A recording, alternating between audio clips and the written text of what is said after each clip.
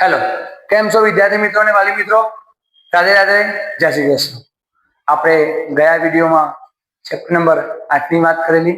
આજે આપણે વાત કરવાની છે ચેપ્ટર નંબર 12. ચલો શરૂ કરીએ. એકદમ નાનું ચેપ્ટર, સરળ ચેપ્ટર. ચલો પહેલું, પાક ઉત્પાદનમાં અસર કરતા જૈવિક અને અજૈવિક. હવે પહેલા હું કહી દઉં છું, જૈવિક એટલે શું? જેમાં જીવ હોય ટૂંકમાં. અજૈવિક એટલે જીવ ના હોય.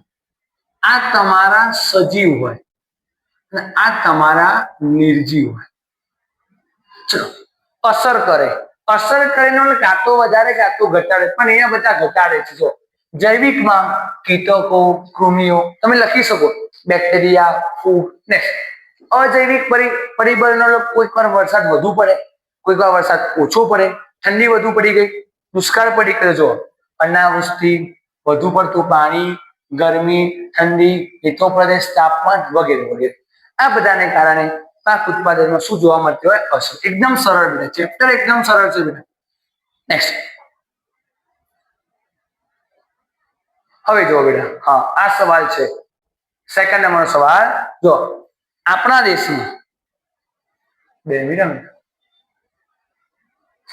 આપણા દેશમાં સિંચાઈ શા માટે મહત્વનો ભાગ છે?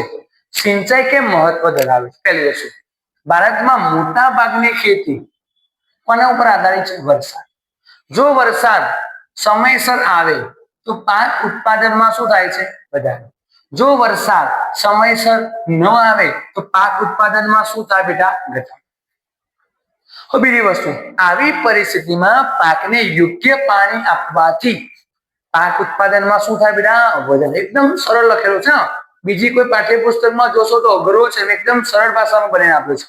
બીજું ઉદાહરણ તરીકે ધારો કે શિયાળાની ઋતુ અને ઉનાળાની ઋતુમાં ઉગતા જે પાક હોય મુખ્યત્વે સિંચાઈ પર જ આધાર રાખે છે.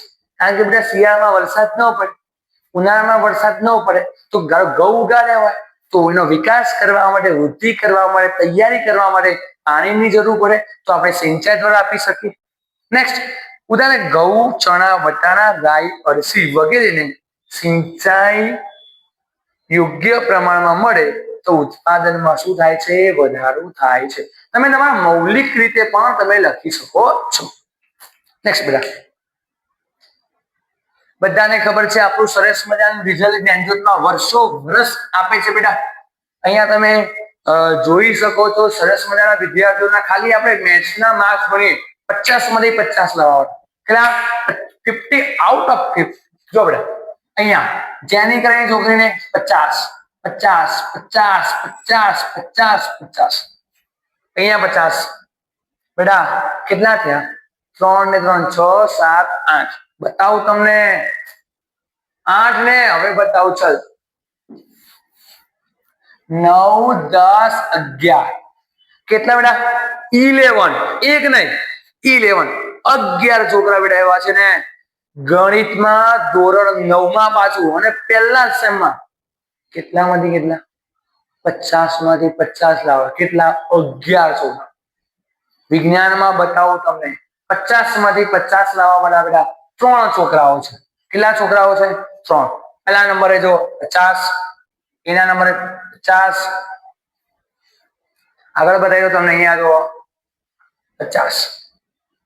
49 ની વાત કરું સાયન્સમાં, એ લોકોનો એક માર્ક્સ. તમારે બેટા આવું થઈ શકે બેટા, એક માર્ક્સ એમસીક્યુ માં કપાઈ જાય. 49 49 49 49 49. અહીંયા 49. તમે જોવો બેટા 49 વાળા લાવવા વાળા કેટલા બધા વિદ્યાર્થીઓ સાયન્સમાં આમ રમતા રમતા આવે, આમ કુદેડી મારતા બેટા. અને ચલો હવે તમે જો ગણિતમાં 40 ઉપર લાવવા વાળા ટોટલ સંખ્યા મારી પાસે, ટોટલ સંખ્યા જોજો કેટલી સંખ્યા છે બેટા મારી પાસે, તો બતાવી દો અહીંયા 67. કેટલા બેટા? 67. 67 છોકરા એવા છે કે ગણિતમાં 40 માંથી 40 લાવવા વાળા. 67. આ નાનકડો એક છોકરો, 2 છોકરો, 3 છોકરા નથી. 50 માંથી 50 વાળા તો 11. ઓકે ચલો, તો તમે પણ બેટા આવું એજ્યુકેશન સરસ મજાનું સિસ્ટમેટિક પદ્ધતિસર અને સારા માર્ક્સ લાવવા ઈચ્છતા હોય આજે જ અમારો ઓફલાઈન સન્ડેની મુલાકાત લો. સેકન્ડ સેમિસ્ટર દિવાળી પછીના છે, એડમિશન અત્યારથી ઓપન થઈ ગયા છે. ઓકે, ચલો આવો બેટા આગળ આપણે જઈએ. હવે આંતરપાક એટલે શું બેટા? હવે હું તમને ડિફરન્ટ બતાવી દઉં. ભલે આપણે છે ને આંતરપાક અને મિશ્ર પાકમાં ખબર નથી પડતી. છે ભેળ બનાવો, ભેળ એમાં શું કરવાય? ટામેટું, ડુંગળી, મકાઈ ના પૌવા ને સેવ બધું ભેગું કરો મિશ્ર. એનો મતલબ અહીંયા ઉગાડો ઘઉં, અહીંયા ઉગાડો બાજરી, ગમે ત્યાં બાજરી, જુવાર, મકાઈ, સોયાબીન ગમે ત્યાં વાવી દો, મિશ્ર. એને કહેવાય મિશ્ર પાક. પણ બેટા આંતરપાક કોને કહેવાય ખબર? આંતરપાક રિસેપ્શનમાં કેવું હોય બેટા? સ્વીટ કોર્નર આખું અલગ, નાસ્તાનું અલગ, પાણીનું અલગ, ને આંતરપાક કહેવાય. જો સમજાવો, ધારો કે આ લાઈન ઘઉંની, તો આખી લાઈન બેટા કોની હોય? ઘઉંની. ચોપડીમાં એક સરસ મજાનું બેટા ચિત્ર આપેલું છે ને, અને અમુક સ્કૂલો જે હોશિયાર છે, જે વિદ્યાર્થીઓને આગળ વધવા મદદરૂપ કરે છે, એવી સ્કૂલો ચિત્ર મૂકીને પૂછે છે આ કઈ પદ્ધતિનું વાવેતર છે, અને એના વિશે સમજાવો. ચલો આવી રીતે આ ધારો કે ઘઉંનો પાક, બાજુમાં લઈ લે એક્ઝેક્ટ સોયાબીન. ઓકે ચાલે. બાજુમાં લઈ લે બેટા ધારો કે મગફળી. તો વાત છે, ઉદાહરણ આપણે આપીએ આવી રીતે. ચોક્કસ અહીંયા એક શબ્દ છે હરોળ. શું છે?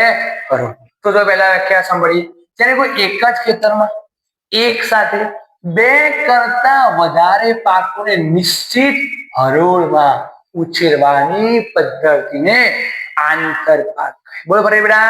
ત્યારે કોઈ એક જ ખેતરમાં એક સાથે બે કે તેથી વધારે પાકોને નિશ્ચિત હરોળમાં ઉછેરવાની પદ્ધતિને આંતરપાક પદ્ધતિ કહે. ચલો ફાસ્ટ ઉદાહરણ: સોયાબીન વત્તા મકાઈ, બાજરી વત્તા ચોળાઈ, મગફળી વત્તા સૂર્યમુખી. ઉદાહરણ યાદ નથી રહેતા? તમારો ડાયલોગ છે. આવો તાણ જ્ઞાનજ્યોતમાં આની શોર્ટકટો લોલીપોપ જેવી. નેક્સ્ટ, હવે આ પદ્ધતિમાં ધારો કે ઘઉંનો પાક મુખ્ય છે, તો એની બાજુમાં બેટા સોયાબીન ઉગાડ દો.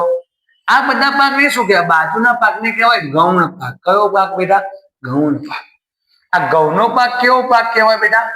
મુખ્ય પાક. કેવો પાક? મુખ્ય પાક. તો જો આ પદ્ધતિમાં મુખ્ય પાકની એક હાર પછી આપણા ગૌણ પાકની હાર વાવવામાં આવે છે. શું ફાયદા થાય? બે ત્રણ ફાયદા લખી દેવાના. જો દરેક પાકને પૂરતા પ્રમાણમાં પોષક તત્વો મળે અને પાક ઉત્પાદન વધારી શકે, જરૂરિયાત મુજબ ખાતર અને જંતુનાશક દવાઓ આપી શકે. બે ત્રણ લખો લખાય, ખેડૂતને આર્થિક ફાયદો થાય.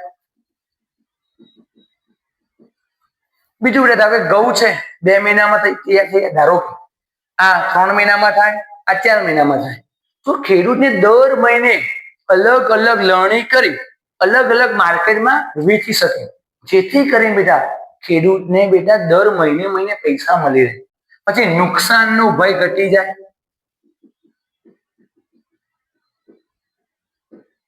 આવી તમે કોઈ પણ 4 બેટા લખી શકો છો. ચલો વધીએ આગળ બેટા. આપણે સરળ નાનું ચેપ્ટર છે, સિમ્પલ ચેપ્ટર છે. ચલો આવો પશુ ખેતી. હવે તમને એવો પ્રશ્ન પૂછેલો છે બેટા, પશુધનની જાતિઓ જણાવો. વિવિધ જાતિઓ. પ્રશ્ન 1 માં લખ્યું છે પશુધનની વિવિધ જાતિઓ જણાવો. તો એનો જવાબ છે પહેલું કઈ જાતિઓ છે, તો પહેલા ડાયરેક્ટ અહીંયા લખવાનું શરૂ કરશું આપણે.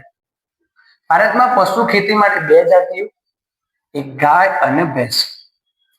એક ગાય અને ભેંસ. ચલો પહેલું ગાયનું નામ મોસ્ટ ટાઈમ બેટા, ગાયનું નામ બેટા બોસ ઇન્ડિક્સ છે.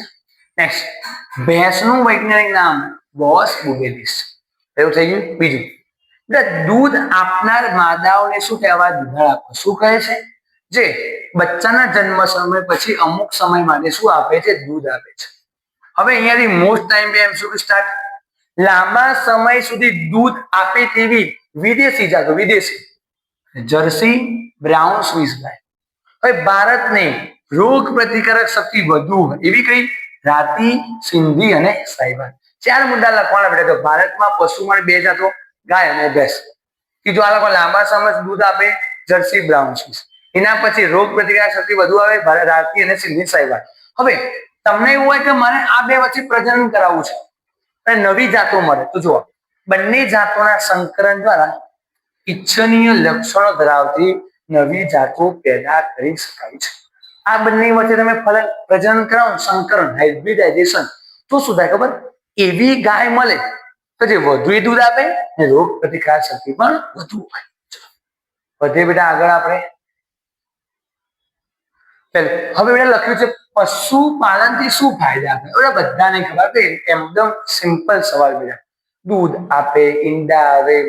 પશુપાલનમાં છોકરાને એવું કેવું ખાલી ગાય ભેંસ ના, ગાય, ભેંસ, ઘેટા, બકરી, મરઘા પાલન, મત્સ્ય બધું જ આવેલું પશુપાલન. ખેતી માટે પ્રાણીઓની સારી જાતો મળે. તમને કેમ ભણાવવામાં આવે એવું અહીં આપણે એવું છે. દુગ્ધ સ્ત્રાવનો સમય વધારી શકાય, આથી દૂધની ગુણવત્તા પણ વધે બેટા. મધ મેળવી શકાય, ઊંચી ગુણવત્તા વાળું માંસ અને ઈંડા મળે બેટા, અને આર્થિક શું થાય? ખેડૂતને લાભ. બે ગુણનો સવાલ, 4-5 મુદ્દા લખી તો એકદમ સરળ બેટા. ઓકે, નેક્સ્ટ આગળ. અહીંયા બેટા આપણે સંપૂર્ણ પૂરું થાય છે બેટા ચેપ્ટર. ઓકે, હું આશા રાખું કે હવે સેક્શન બી સંપૂર્ણ પતી ગયો આપણો, તો તૈયારી લાગી પડજો. ઓકે, ગણપતિ બાપ્પા મોરયા.